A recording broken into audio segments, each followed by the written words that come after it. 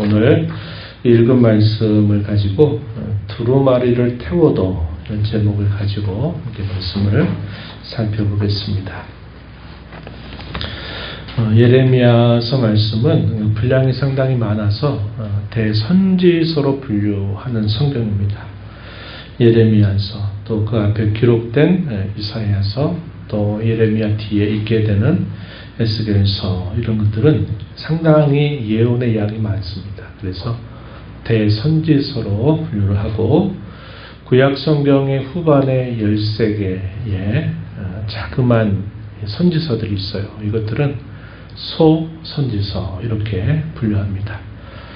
대선지서 해서 선지자가 대단하다 뭐 이런 의미가 아니라 하나님께서 그 시대 가운데 주신 예언의 양이 많이 있어서 많은 분량을 기록했다 하는 면에서 편의상 대선지서, 소선지서 이렇게 구분합니다. 예레미야 선지자는 그가 선지자로 부름받았던 때가 요시야 왕이 다스린 제13년째 부름을 받아서 한 42년 정도의 오랜 세월 동안 예언을 합니다. 그가 예언하는 동안에 유다 말기에 있게 된 모든 일들을 그가 다 곁에서 지켜봤습니다. 근데 그것이 우연히 혹은 갑자기 예기치 못하게 일어났던 일이 아니라 그것은 하나님께서 자신에게 주셨던 많은 말씀들이 차곡차곡 시간에 따라서 응해졌던 하나님의 말씀이었다 하는 것을 그는 너무나 많은 경험들을 통해서 살펴보게 된 겁니다. 그리고 이 예레미야는 계속적으로 그가 부름받은 모든 세월 동안 하나님의 말씀을 가감없이 전합니다. 그러나 그와 반대로 많은 거짓된 선지자들이 일어납니다. 왕의 비유를 마치고 사람들의 비유를 마치는 거짓된 선지자들이 많이 활동하고 있는 그때 하나님이 자신에게 주신 말씀에 무엇을 더하거나 빼지 않고 그대로 그 말씀을 전했던 선지자죠. 그 일로 인해서 그가 환영받는 결과를 그가 얻게 된 것이 아니고 도리어 많은 반대자들에 의해서, 또 때로는 왕에 의해서, 또 고위 관직자들에 의해서 많은 고난과 시련을 겪었던 그런 삶을 살았던 선지자죠. 그래서 우리가 아는 것처럼 예레미야를 우리가 별칭으로 눈물의 선지자다 이렇게 우리가 부르고 하기도 하는 것입니다. 오늘 우리가 읽은 이 말씀의 내용은 유다 왕조의 말기에 요야김 왕 시대에 있었던 특별한 사건에 대한 기록을 우리에게 건네줍니다. 아까 말씀드렸던 것처럼 요시야 왕은 유다 말기에 아주 선한 왕이었어요.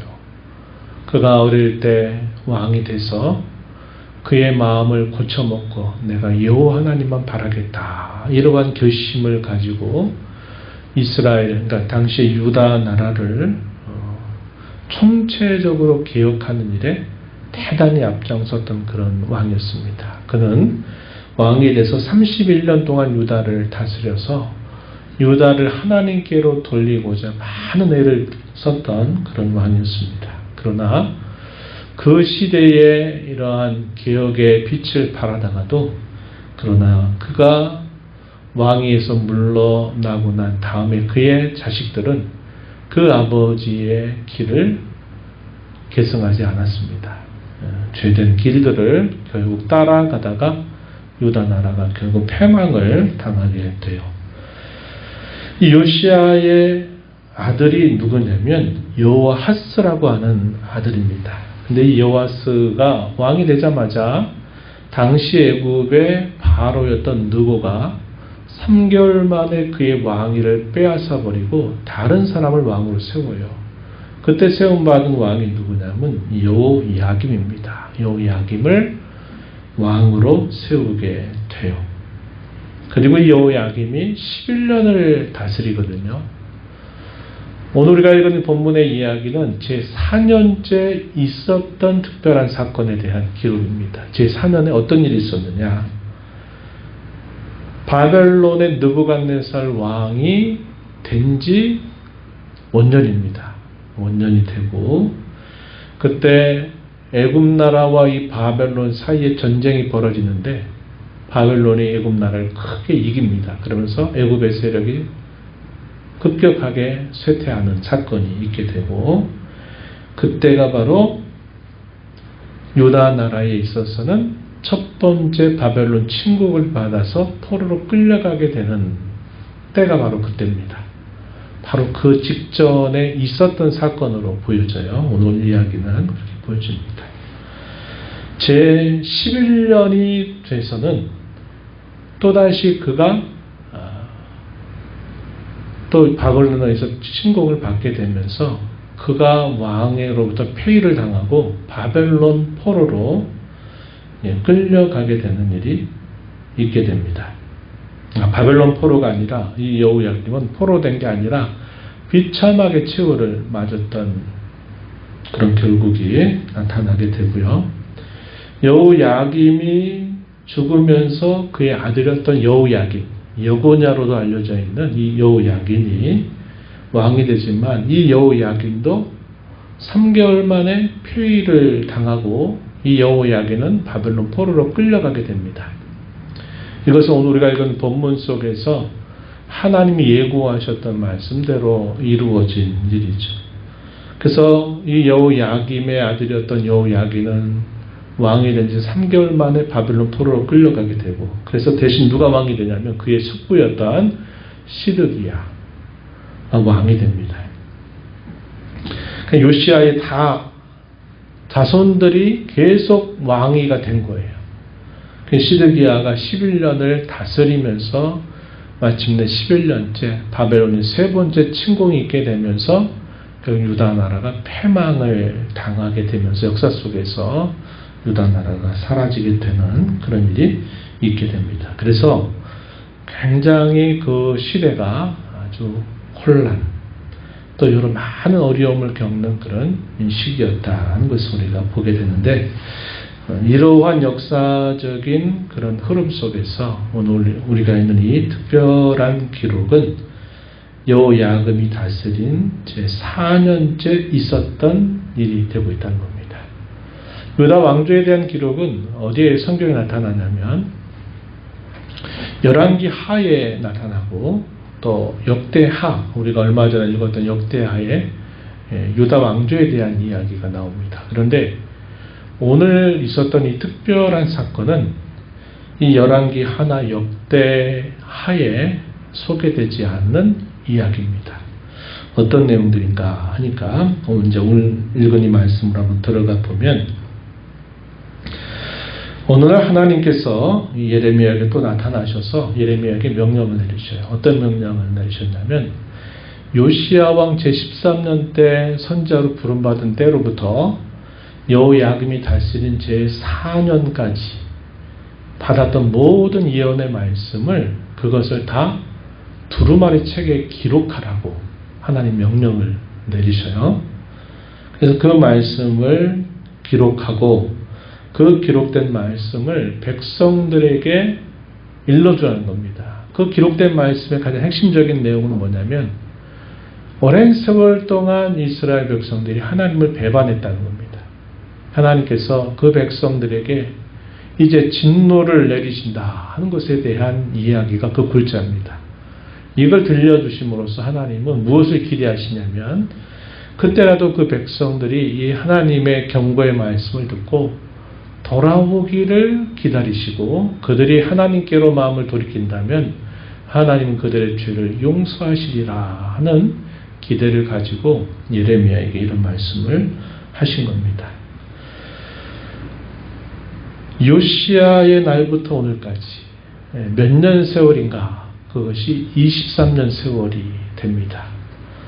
예레미야에서 25장 3절 말씀에서 동일한 그때에 대해서 설명해 주는 거예요. 요시야 왕 제13년에 처음 선지자로 부름받은 때로부터 여호야김이 다스린 제4년까지 23년 동안 그가 예언했던 말씀을 기록하는데 그는 누구에게 이것을 부탁하냐면 서기관이었던 바룩에게 이것을 부탁하고, 당시 예레미야를 충실하게 따랐더니 바룩이 두루마리 책을 준비해서 거기다가 예언한 모든 말씀들을 다 기록합니다. 시간이 상당히 흘렀겠죠.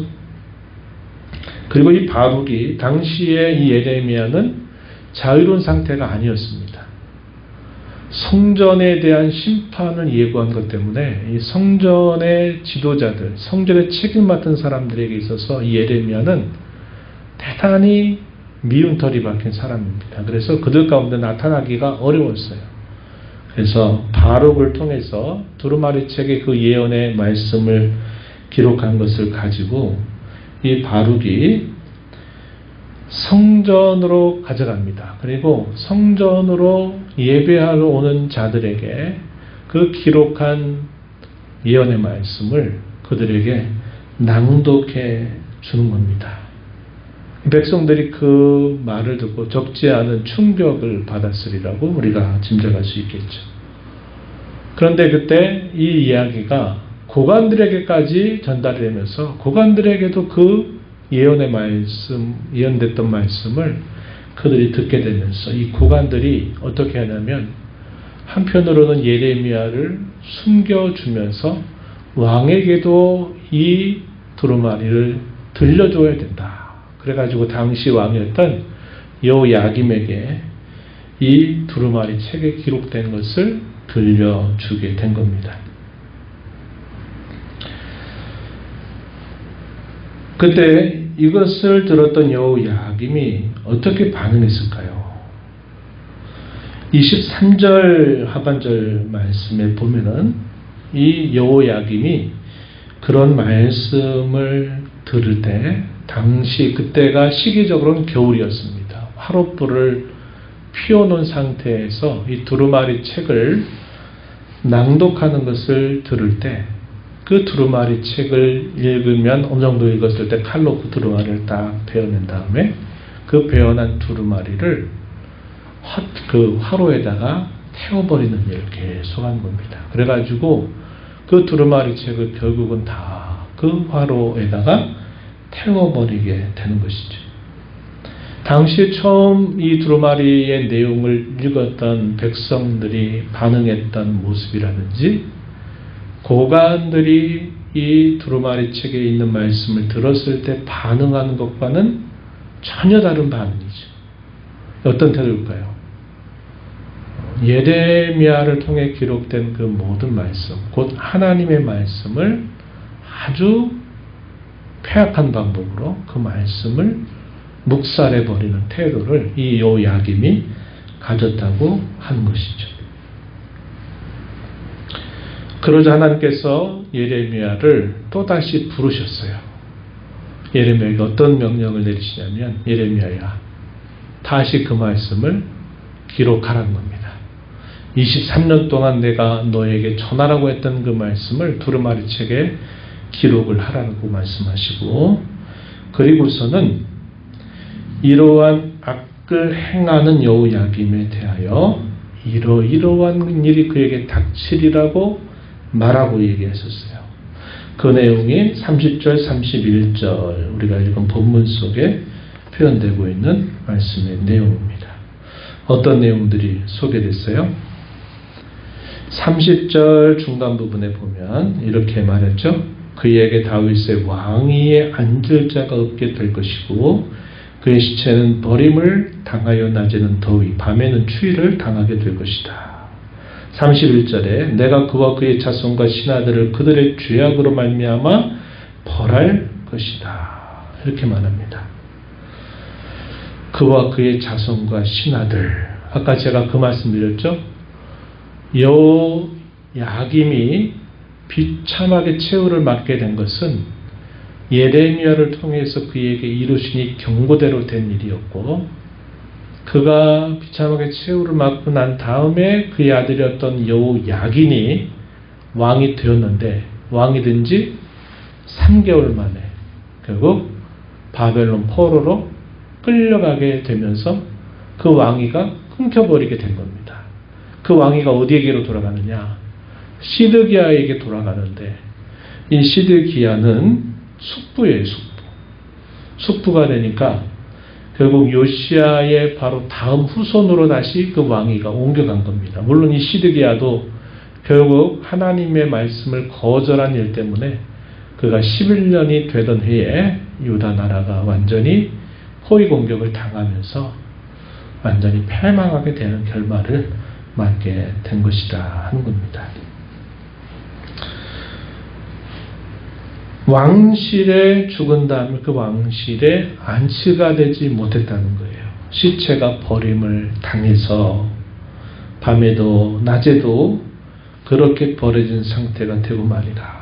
왕이 되었는데 비참하게 그의 종말이 이르게 될 것에 대해서 예고한 대로 실제로 그렇게 이루어졌다 하는 것입니다. 오늘 이야기는 바로 그런 이야기예요.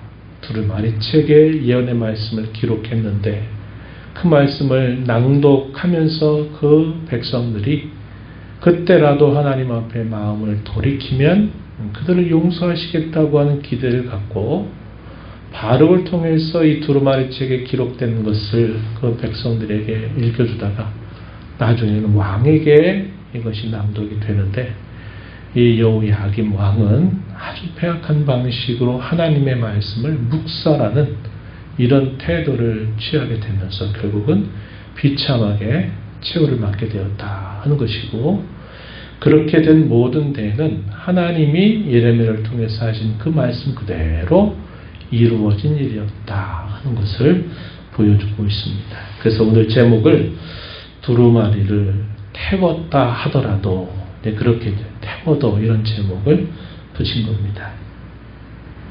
우리가 이 말씀의 짧은 이야기를 보면서 우리가 생각하는 교훈은 이것입니다.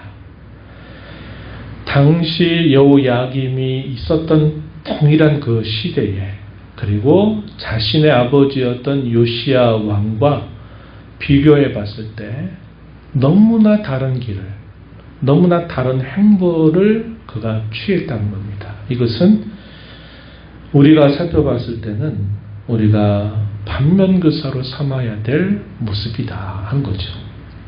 그렇다면 동시대에 있었던 어떤 사람들과 비교가 되느냐?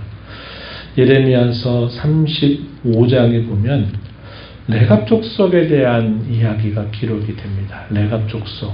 설교도 제가 했던 기억이 나는데, 이 레갑 족속들 같은 경우에는 당시의 유다 나라 전체가 왕으로부터 백성의 지도자들과 일반 백성에 이르기까지 다 하나님 앞에 불신실한 태도를 일관하고 있던 그때에 이 레갑 족속들 같은 경우에는 자신들의 선조가 자신에게 유언으로 남겨주었던 그 말씀을 철저하게 지키는 모습을 보였다는 겁니다.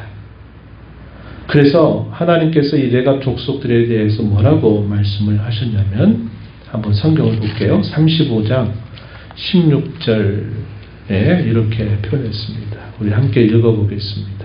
35장 16절. 레갑의 아들 요나답의 자손은 그의 선조가 그들에게 명령한 그 명령을 지켜 행하나 이 백성은 내게 순종하지 아니하도다.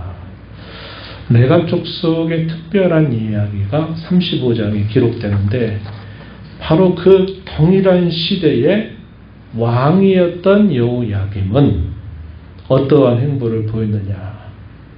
아주 불신실한 그런 태도를 보였다 하는 면에서 너무나 대조가 된다는 겁니다.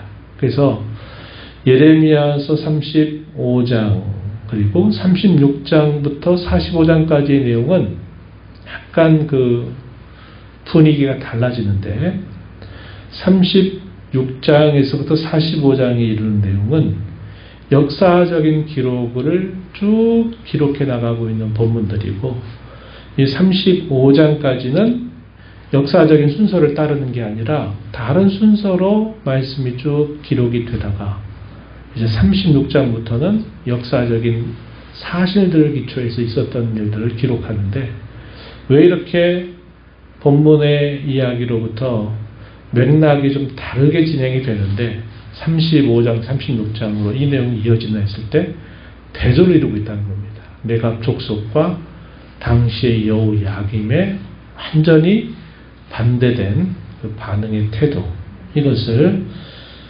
대조하고 있다고 하는 것이고, 또 누가 대조가 되느냐? 그의 아버지 요시야와 너무나 반대된 길을 걸었다는 겁니다. 요시야는 아까 이야기했어요. 31년을 다스리는데 어릴 때 결심을 합니다. 그리고 나는 하나님만을 구하겠다. 그리고 이 백성들을 하나님께로 마음을 돌이키도록 나는 그렇게 왕이 되도록 하겠다 하는 결심을 가지고 그 무너져 가는 유다를 회복하려고 많은 노력을 기울여요. 그러던 중에 특별한 사건이 하나 있었는데, 그게 뭐냐면 성전을 수리하게 되다가 거기서 율법책을 발견하게 된 겁니다. 왜 성전을 수리했을까? 그 선대가 하나님을 향해서 완전히 배교하면서 이 성전을 완전히 무너뜨려 버리려고 하고, 이 성전에다가 하늘의 1월 성신들을 거기다가 모셔가지고 하나님을 공공연하게 배교하고 하나님을 향해서 등졌던 그런 선대의 악행들을 끊어버리고 다시 회복하기 위해서 이 성전을 수리하라고 하는 명령을 내려서 이걸 하고 있는 중에 율법책을 발견했고, 그 율법책을 읽어달라고 명령을 했을 때 그 말씀을 들으면서 요시야가 어떤 반응을 했냐면, 그가 옷을 찢고 그가 하나님 앞에 얼마나 큰 죄를 자기 백성들이 범해왔는가를 깨닫고 하나님 앞에 회개하는 그런 역사를 보여주고 있어요. 이 내용이 어디에 기록이 됐느냐? 열왕기하 22장 11절에 기록이 됩니다.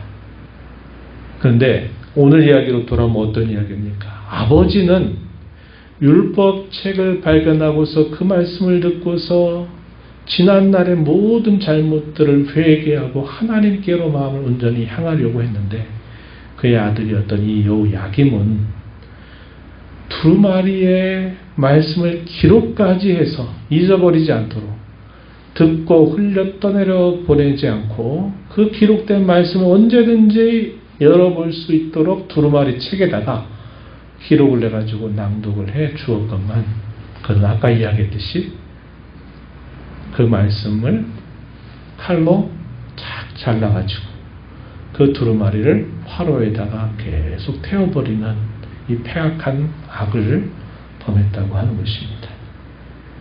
그래서 이 여호야김은 동시에 레갑 족속들에 피해서 너무나 부끄러운 일을 행했고, 아버지였던 요시야의 행보와는 너무나 반대되는 이 악한 태도를 취하게 되면서, 그가 두루마리를 태웠다 그래서 하나님의 말씀이 사라지는 것이 아니죠.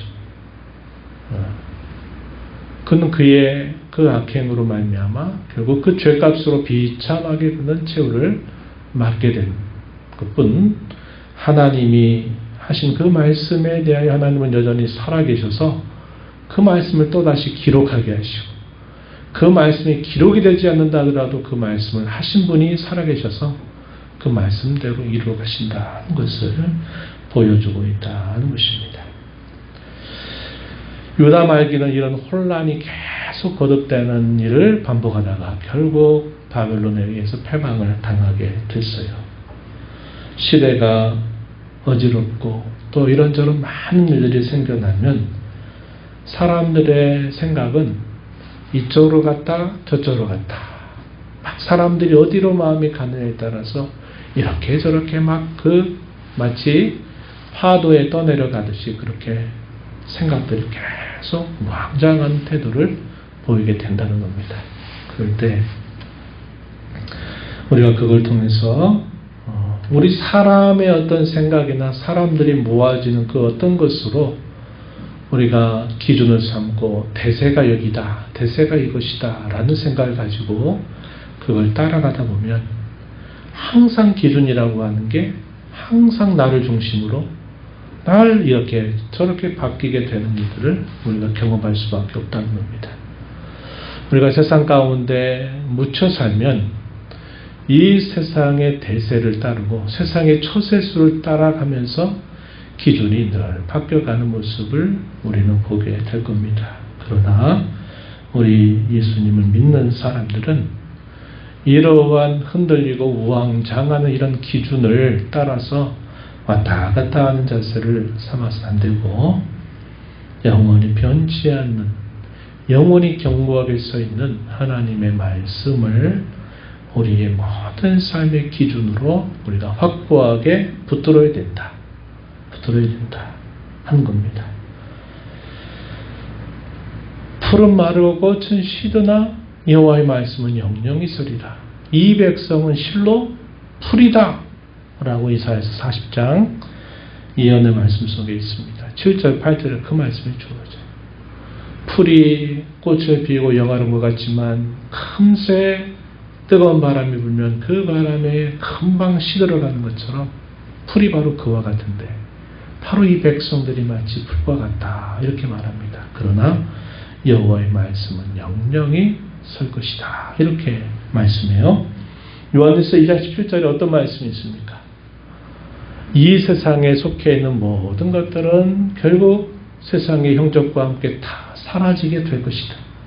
그러나 여호와의 말씀 안에 거하는 사람만이 영원히 있다. 이런 말씀을 우리에게 가르쳐 줍니다. 우리의 기준은 이 세상에 흔들리는 기준에 맞추면 안 된다. 하나님의 변치 않는 말씀에 항상 우리의 모든 생각과 삶의 기준을 거기에 항상 맞추도록 해야 되겠다. 그리고 그러한 우리의 태도는 어떠해야 되느냐. 내감 족속들이 보였던 그 충직함과 신실함, 또 그의 아버지가 보였던, 아버지 요시야가 보였던 것처럼 하나님의 말씀을 들을 때 그 말씀을 참으로 그 말씀에 받아서 그 말씀에 올바르게 반응하는 자로 살아가는 것이 그것이 가장 올바른 성도의 길이다. 이것을 우리가 마음에 새기면서 저와 여러분 남은 삶을 이 말씀에 세워서 이 말씀을 따라 살아가는 저와 여러분이 되기를 바랍니다.